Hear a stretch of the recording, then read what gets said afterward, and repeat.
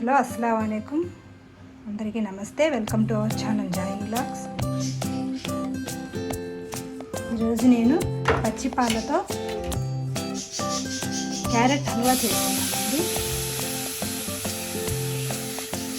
పచ్చి పాలతో ఎలా చేస్తానని చూపిస్తాను మీకు.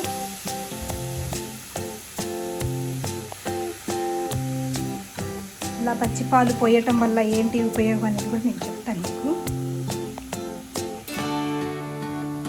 ముందుగా ఈ క్యారెట్ని పచ్చి వాసన పోయే వరకు కొంచెం ఇలా ఫ్రై చేద్దాం. ఇప్పుడు నేను నెయ్యి అలాంటివి ఏం వేయట్లేదు, మామూలుగా ఇలా నీళ్ళు ఇంకిపోయే వరకు కొంచెం ఇలా పచ్చి వాసన పోయింది అనుకోండి, క్యారెట్లోని స్మెల్ అనేది పోయింది అనమాట.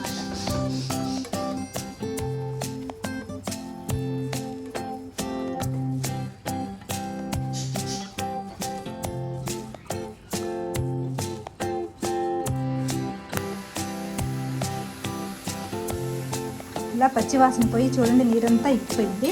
ఇప్పుడు ఇందులోనే నేను పాలు పోసుకుంటున్నాను.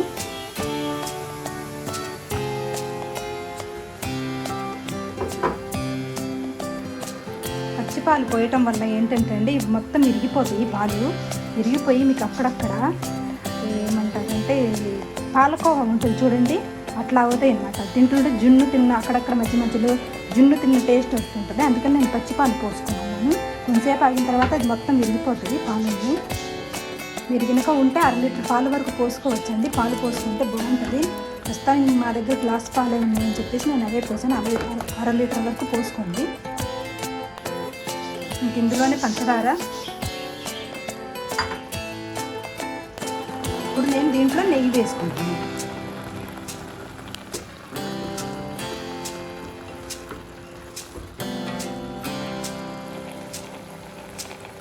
ఇలాచి పౌడర్,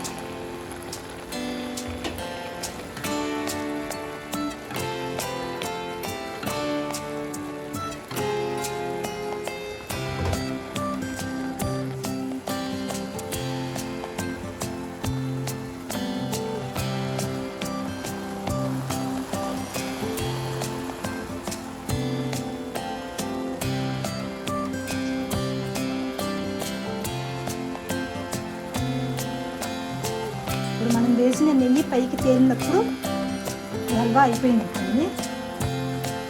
అలానుకుంటే మీరు ఇందులోనే కిస్మిస్ జీడిపప్పు వేసుకోవచ్చు.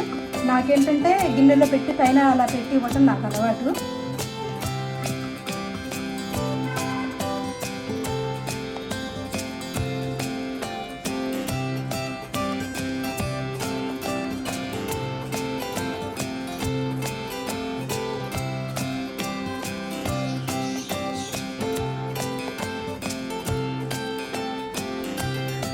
వీడియో మీకు నచ్చినట్లయితే లైక్ చేయండి, షేర్ చేయండి, సబ్స్క్రైబ్ చేయండి.